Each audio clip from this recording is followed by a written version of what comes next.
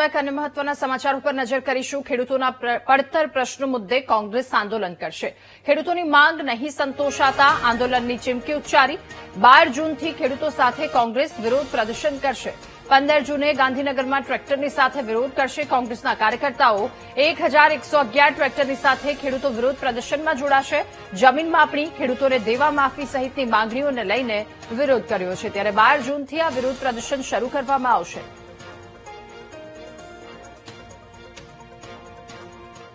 જનસુનવાઈ એ કોઈપણ જમીન અધિગ્રહણનો હિસ્સો છે।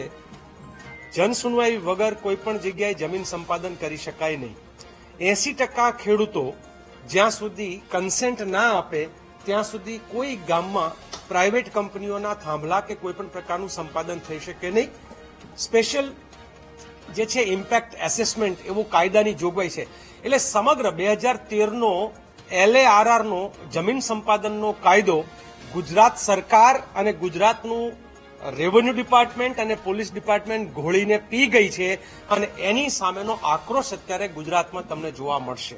ગુજરાતનો અને સમગ્ર દેશનો ખેડૂત ખૂબ જ મુશ્કેલીમાં છે અને એના પોતાના અસ્તિત્વની લડાઈ લડી રહ્યો છે। ત્યારે અમે જે કિસાન સંઘર્ષ સમિતિ અને કિસાન કોંગ્રેસ જે 23 સંગઠનોનું આ એક સંગઠન બનેલું છે એના નેજા હેઠળ આવનારા દિવસોમાં ખેડૂતોના જે આમ તો ઘણા પ્રશ્નો છે પણ મુખ્ય 5 પ્રશ્નોને અમે આઈડેન્ટિફાય કર્યા છે